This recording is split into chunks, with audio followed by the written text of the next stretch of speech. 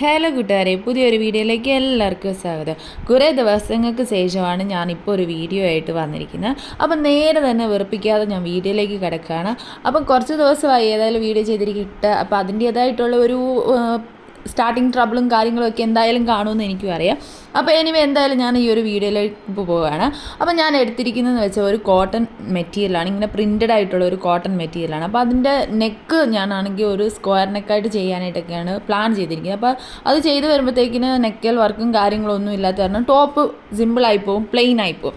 അപ്പോൾ ഞാൻ ഓർത്ത് അതിൻ്റെ ബോട്ടത്തിൻ്റെ ചെറിയൊരു പീസും വെച്ച് നെക്കയിലോട്ടൊന്ന് അറ്റാച്ച് ചെയ്ത് ആ ഒരു നെക്കിന് ചെറിയൊരു വർക്ക് എന്ന രീതിയിൽ അല്ല ഒരു ഡിസൈൻ എന്ന രീതിയിലേക്ക് ആക്കാമെന്ന് ഓർത്തുകൊണ്ടുള്ള ഒരു പ്ലാനാണ് ഈ ഒരു വീഡിയോ.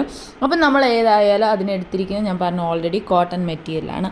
അതിനുശേഷം നമ്മൾ ലൈനിങ്ങിൻ്റെ ചെറിയൊരു പീസ് എടുത്തിട്ട് ഇതുപോലെ ക്യാൻവാസ് വെച്ച് ഒന്ന് സ്റ്റിക്ക് ചെയ്ത് കൊടുത്തിട്ടുണ്ട്. അപ്പോൾ ഞാൻ നെക്കിന് എടുത്തിരിക്കുന്നത് 6.5 ഇഞ്ചാണ് ഞാൻ വിഡ്ത്തായിട്ട് എടുത്തിരിക്കുന്നത്. സ്ക്വയർ നെക്കാണ്. വിഡ്ത്തായിട്ട് എടുത്തിരിക്കുന്നത് 6.5 ഇഞ്ച്, ലെങ്തായിട്ട് എടുത്തിരിക്കുന്നത് 6.5 ഇഞ്ചാണ് ഞാൻ എടുത്തിരിക്കുന്നത്.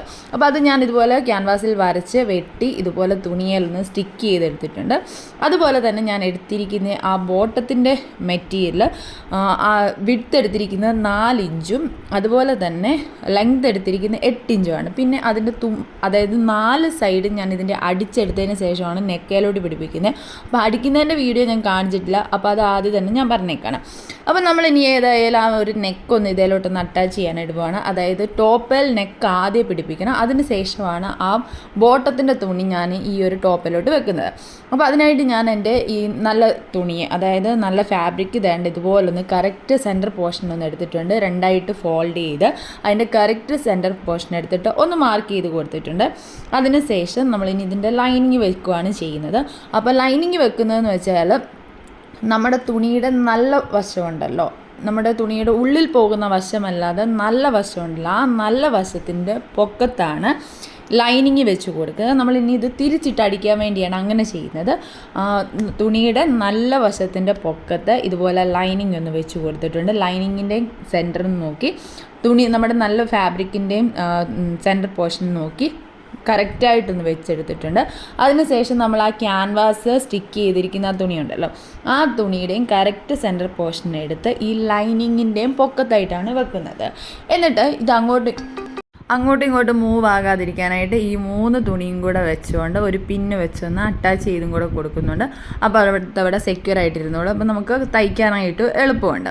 അപ്പോൾ 3 തുണി ഞാനിപ്പം കാണിക്കുന്നുണ്ട്. നല്ല ഫാബ്രിക്, ലൈനിങ്, ദെൻ നമ്മുടെ ക്യാൻവാസ് അറ്റാച്ച് ചെയ്തിരിക്കുന്ന തുണിയാണ്. അപ്പോൾ ഇത് 3 കൂടെ വെച്ചുകൊണ്ട് പിന്നൊക്കെ ചെയ്ത് സെക്യൂർ ആക്കിക്കൊണ്ടാണ് നമ്മൾ ഇനി തയ്ക്കാനായിട്ട് പോകുന്നത്. അപ്പോൾ നൂലെല്ലാം കറക്റ്റായിട്ടൊക്കെ ഇട്ട് കൊടുത്തിട്ടുണ്ട്. എന്നിട്ട് നമ്മൾ ആ ക്യാൻവാസിൻ്റെ തുമ്പ് ചേർത്ത് വേണം തയ്ക്കാനായിട്ട്. അതായത് ക്യാൻവാസിലും കയറരുത്, ക്യാൻവാസിൻ്റെ അവിടെ നിന്ന് ഗ്യാപ്പ് ഒത്തിരിയും വീഴാതെ ആ ക്യാൻവാസിൻ്റെ ആ തുമ്പ് ചേർത്ത് ഇതുപോലെ ഒന്ന് സ്റ്റിച്ച് ചെയ്തെടുക്കുകയാണ് ചെയ്യുന്നത്. അപ്പോൾ ഞാൻ ഓൾറെഡി നമ്മൾ സ്ക്വയറിൻ്റെ നെക്കാണ് ചെയ്തിരിക്കുന്നത്. അപ്പോൾ ആ സ്ട്രൈറ്റ് ആയിട്ട് താഴെ വരെ കൊണ്ടുവന്നതിന് ശേഷം സൂചി അത് തുണിയെ തന്നെ കുത്തി വെച്ചുകൊണ്ട് തന്നെ പൊക്കിക്കൊണ്ട് നമ്മുടെ ഇത് പൊക്കിക്കൊണ്ട് നേരെ തുണി തിരിച്ചിട്ടുകൊണ്ട് ഇങ്ങനെ കറക്റ്റായിട്ട് തന്നെ ഒന്ന് അടിച്ചെടുത്താലായിട്ട് മതി. അപ്പോൾ ഞാനിത് തയ്ക്കാനായിട്ട് വലിയ പെർഫെക്റ്റ് ആയിട്ടുള്ള ആളൊന്നുമല്ല, എനിക്കും വലിയ തയ്യലിനെ പറ്റിയൊന്നും വലിയ അറിവൊന്നുമില്ല. എനിക്കറിയാവുന്ന രീതിയിലാണ് ഞാൻ ഈ തയ്ച്ചിരിക്കുന്നത്. ഇതിൻ്റെ അകത്ത് എന്തെങ്കിലും പോരായ്മകളുണ്ടെങ്കിൽ നന്നായിട്ട് തയ്ക്കാൻ അറിയാവുന്നവരാണെങ്കിൽ ക്ഷമിക്കുക. എനിക്കറിയാവുന്ന രീതി ജസ്റ്റ് ഒന്ന് കാണിച്ചു തരുന്നതേ ഉള്ളൂ. അപ്പോൾ ഇത് ഈ 3 സൈഡ് ഇതുപോലെ ഒന്ന് അടിച്ചെടുത്തിട്ടുണ്ട്. അതിനുശേഷം ഇനി നമുക്ക് ഇതൊന്ന് കട്ട് ചെയ്തെടുക്കണം. അപ്പം കട്ട് ചെയ്യുമ്പം ക്യാൻവാസിൻ്റെ അവിടെ നിന്ന് ഒരു 1/2 ഇഞ്ച് അല്ല ഒരു 1/4 ഇഞ്ച് തുമ്പ് ഇട്ടിട്ട് വേണം ഇതുപോലെ ഒന്ന് കട്ട് ചെയ്തെടുക്കാനായിട്ട്. ക്യാൻവാസിനോട് തീർത്ത് കട്ട് ചെയ്യരുത്, ഒരു 1/4 ഇഞ്ചെങ്കിലും ഒന്ന് വിട്ടുകൊണ്ട് വേണം ഇതുപോലൊന്ന് കട്ട് ചെയ്തെടുക്കാനായിട്ട്. കട്ട് ചെയ്തതിന് ശേഷം ഇതുപോലൊന്ന് ചരിച്ച് നമ്മുടെ ആ ചെറിയ തുമ്പിട്ടിട്ടുണ്ടല്ലോ, ആ തുമ്പൊന്ന് ചരിച്ചും കൂടെ ഒന്ന് കട്ട് ചെയ്തെടുക്കുകയാണ് ചെയ്യുന്നത്. അപ്പോൾ നിങ്ങൾ ആദ്യമായിട്ട് ആണ് ഈ ചാനൽ കാണുന്നതെങ്കിൽ ഒന്ന് സബ്സ്ക്രൈബ് ചെയ്യുക. അതുപോലെ നിങ്ങൾക്ക് വീഡിയോ ഇഷ്ടപ്പെടുവാണെങ്കിൽ ലൈക്ക് ചെയ്യാനായിട്ട് മറക്കരുത്. അപ്പം നമ്മൾ ഈ ഒരു കറക്റ്റ് ആ നെക്കൊന്ന് കട്ട് ചെയ്തിട്ടുണ്ട്. അതിന് ശേഷം ഞാൻ പറഞ്ഞല്ലോ ഓൾറെഡി ഇങ്ങനെ തയ്യൽ ആ ഒരു തുമ്പിൻ്റെ അവിടെ നിന്നാണ്ട് ഇതുപോലൊന്ന് ചരിച്ചിട്ടും കൂടെ ഒന്ന് വെട്ടിക്കൊടുക്കണം. എന്തിനാണെന്ന് ചോദിച്ചാൽ നമ്മൾ ഈ തുണി തിരിച്ചിടുമ്പോൾ കറക്റ്റായിട്ട് നമുക്ക് കിട്ടാൻ വേണ്ടിയാണ് ഇതുപോലെ കട്ട് ചെയ്ത് കൊടുക്കുന്നത്. അല്ലാന്നുണ്ടെങ്കിൽ മീൻസ് അത് കറക്റ്റായിട്ട് കിട്ടാൻ ചിലപ്പം ചാൻസ് കുറവാണ്. അതുകൊണ്ടാണ് ഇതുപോലെ കട്ട് ചെയ്തതിന് ശേഷം വേണ്ട ഇതേപോലെ നമ്മുടെ ലൈനിങ് തുണി ആ ക്യാൻവാസിൻ്റെ തുണിയും കൂടെ ചേർത്ത് തിരിച്ചിടുകയാണ് ചെയ്യുന്നത്. നമ്മൾ ആദ്യമേ ഞാൻ പറഞ്ഞായിരുന്നു നമ്മുടെ തുണിയുടെ നല്ല വശത്തായിരുന്നു നമ്മൾ ലൈനിങ് വെച്ച് തുടങ്ങിയിരിക്കുന്നത്, ലൈനിങ് വെച്ച് അതുപോലെ ആ ക്യാൻവാസ് വെച്ച് തുണിയും വെച്ച് തയ്ച്ചത്. അതുകൊണ്ട് തന്നെ നമ്മളിങ്ങനെ തിരിച്ചിടുമ്പോൾ നമ്മുടെ ലൈനിങ് ഒക്കെ ആ നല്ല തുണിയുടെ അഴുക്ക് വശത്തായിട്ട് പോകും, അതായത് അകത്ത് പോകേണ്ട വശത്തായിട്ടും വരും. അതിന് വേണ്ടിയാണ് അങ്ങനെ ചെയ്തത്.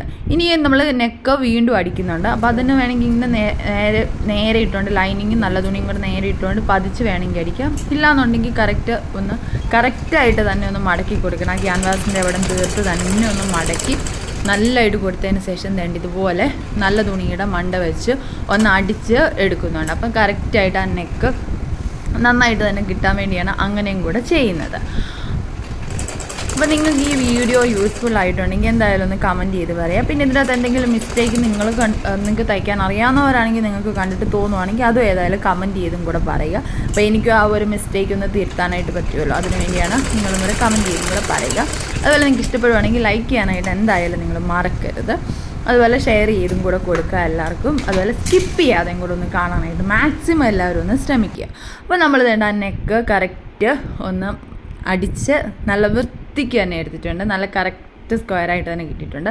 ഞാൻ ഞാൻ വലിയ കാര്യമൊന്നുമല്ല, എനിക്കറിയാവുന്ന രീതിയിൽ ഞാൻ ജസ്റ്റ് കാണിക്കുന്നതേ ഉള്ളൂ.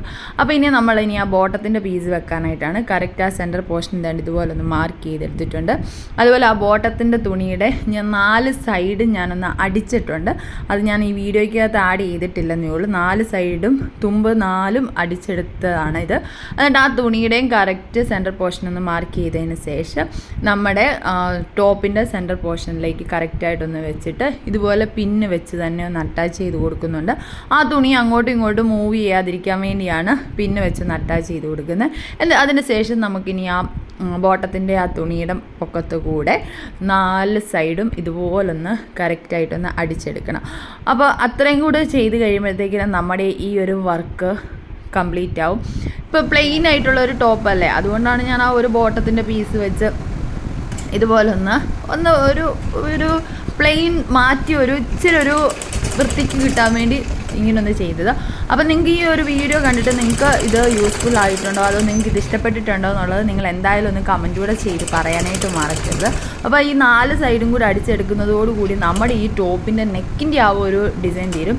വേണമെന്നുണ്ടെങ്കിൽ ആ ബോട്ടത്തിൻ്റെ തുണിയിലായിട്ട് 2 ബട്ടൺസും കൂടെ വെക്കുകയാണെങ്കിൽ നല്ലതായിരിക്കും.